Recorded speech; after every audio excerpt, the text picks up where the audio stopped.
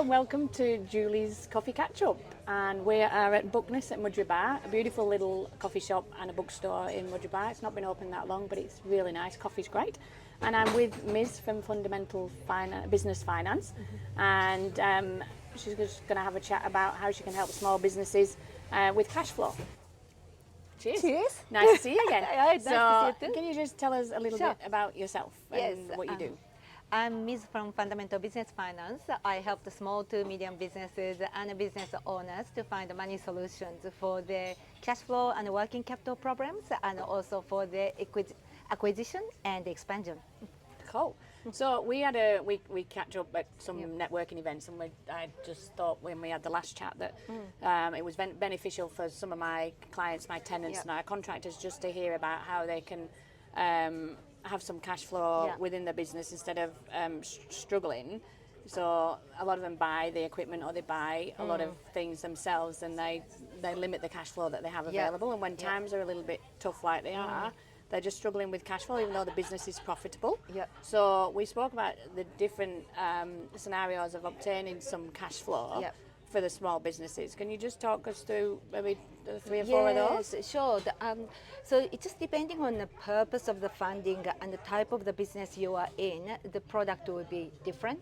And most of people just not aware that how many different products are out there, and they just think just borrowing money would solve the problem. It doesn't. If you got the wrong products for the wrong purpose, it actually, hinders your business, so to speak. Yes. So, for example, that I really think that the people need to use a cash flow forecast more. I think it is a great tool to have because you can manage and you can actually see where the cash gap is.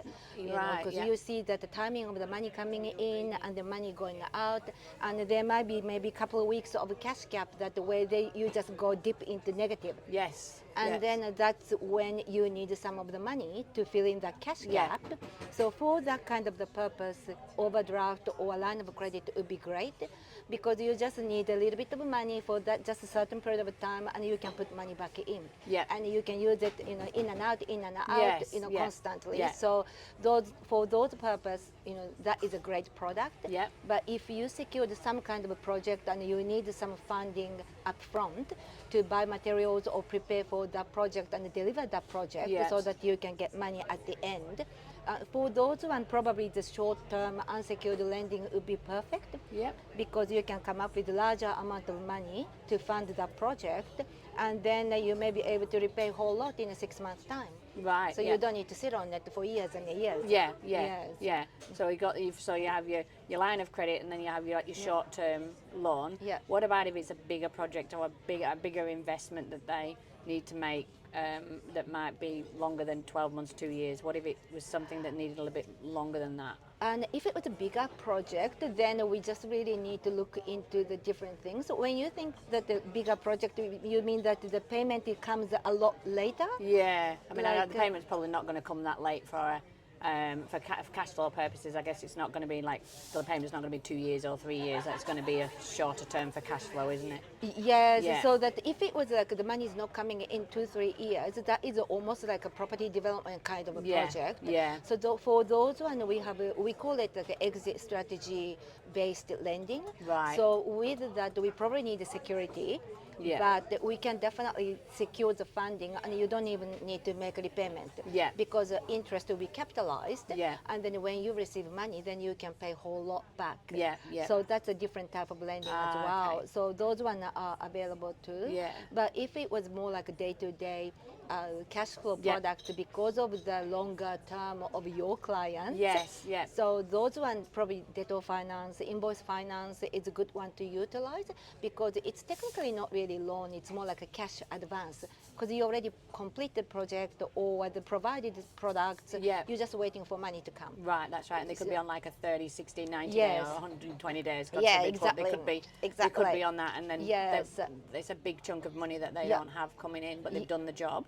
Or they've provided the product or something. So I've never heard of like an invoice finance ever. So that's a whole new thing. So that one is a great one. I think people sort of underestimate the power of invoice finance or debtor finance because you can get up to 80% of your invoice balance, advanced. So you can just take it out and use it for whatever you need to do. And then when your clients make a payment, out of that 20%, lenders will take interest rate and also some of the fees, and then the balance will be put back into you and your pocket. Yeah. So that was three good options there, and like the two, which people would think you'd go to the banks to get, but the banks will probably not do those kind of finances, would they? Probably not, especially the unsecured space is not, very limited with banks, and also that some bank offers those kind of products. However, their minimum amount is huge. Yes, yeah. So most of the small to medium businesses don't qualify. They're just too small for the banks. Yeah. So if you are starting with a smaller amount of facility, that the non-bank facility is the best one to go. And also that the non-bank facility is a lot more flexible. Yes. And people sort of needs to realize that they are there for a reason. Yeah. To support small to medium. Businesses. Yes. Yeah. Which is what we're all about trying to do, is to support the people that we work with, or we work for, or we work alongside. Yeah.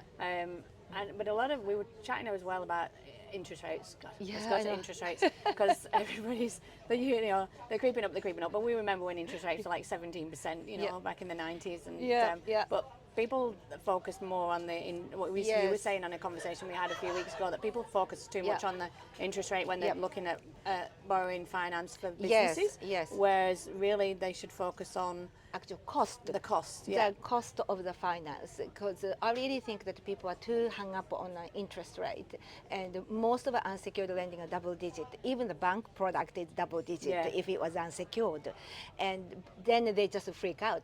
But commercial finance is a solution finance, so you're not really sitting on it for 30 years like mortgage. Yes. So you're not really paying that much of the money towards the borrowing. Yeah. You are in and out very quickly. Yes. So I really think that the people need to think about the cost of finance in dollar terms, and make sure your margins are enough to cover the cost of lending. So that you can still make money on it utilizing the debt. And I really think that the business people started to think about the debt as a tools for your business rather than burden. And because That's it's a great tool to have, and you're just utilizing someone else's money to grow your business. So it's a great tool to have, but you have to be smart about it and know the cost of it, so you have enough margin to be profitable. Yes. And that, I think you've hit the nail on the head with, people a lot of times use their own money in business, and they use everything that they've got to buy the equipment or to buy the products, and then they find they just don't have that money there until they get the payment through, and that's when they start to fold, because they just couldn't sustain it. Exactly. Because they just spent everything that they had, and if they perhaps in certain scenarios would have had some finance for certain things, then that cash flow would have been there to help them through it. I'd encourage businesses to have a cash reserve and utilize finance products to sustain their cash flow. So I quite often work with insolvency advisory companies, and we agree that the business goes to insolvent because of the cash flow problem, not because they're not profitable. It's just a cash flow. That's right. Because you see some great businesses, and we've seen it certainly in commercial real estate. A lot of our tenants, and you've seen some great tenants, and you can see that the product is good, and what they're doing is good, that they've got themselves in such a pickle with the cash flow. And because they try to save the interest rate, they just use their own cash, and then they're just struggling themselves, unfortunately. And I think some of the mentality as well is that depending on the age of the person that you were, a lot of the people, are the older ones in business, would thought if you don't have the money, you don't buy it. So that's the mentality that they still have. But in business, it has to be slightly different, because you don't want to be using all your own. From what I'm gathering, what you're saying is you don't want to be using all your own cash in your business. You want to be utilizing these tools that are available. Exactly, because especially this uncertain time, you want to be prepared for the unexpected, and you don't want to get a surprise. So that if you have a cash reserves, you'll be prepared for those unexpected things. But if you use up all the cash because you want to save interest, and then you have nowhere to go, so you want to leave all those buffer in your business. Leave that in there. So from a small business point of view, if they wanted to reach out to you and come and have a chat with you, do they just come to have an initial consultation or a chat, or do they have to bring some paperwork with them? Who helps them get all this information together? Because a lot of them are good at what they do, but they're not good at the back end with the paperwork. So I know that paperwork is not for everyone, and it's a bit of a headache to everyone. And I prefer to have an initial chat with the business owners first, so that I can understand what their real needs is and what the issue is, and then people get a bit scared, but I'm just gonna send a long list of items that I need, and then complete fact-find form. That is for me to understand the business and the business owners. Because at the end of the day, lenders are lending money to the people behind the business, and I need to understand them and the business really well so that I can help. I mean, you can't help if you don't understand what the needs and requirements are and where they want to go with a business. I guess is the different things as well. Yes, exactly. When if we're putting a tenant into a place, we need to know exactly what the business is, what they want to do in the future, and how that's going to be achieved. Otherwise, we can't give them the right place to put their business. Exactly. So that the more I know, the better I can help as well. So that if they could just bring all the documents up front, that's fantastic. But if it was too difficult, accountants are great. You know, and I'm happy to talk to your accountants directly and get all the paperwork from them directly. Probably it's so much easier for everyone. And a lot of business, because they're busy focusing on the business. They know they need to get these. They're busy focusing on business, and if their accountant can help get the information that they need, it takes the stress off them. They can still continue to deal with their business. But you can be looking at how you can help them. Because at the end of the day, we all want to make sure that small businesses survive and work and thrive. Because they hold the economy up. We know that. Exactly, because they are the engine of Australian economy, so we want to help them. That's right. So how does anybody get in touch with you then? What would, and you can always call me on 0414 396 732 or email me on miz@fbfin.com, and I'm always available to have a chat and then see what we can do for you. That's okay.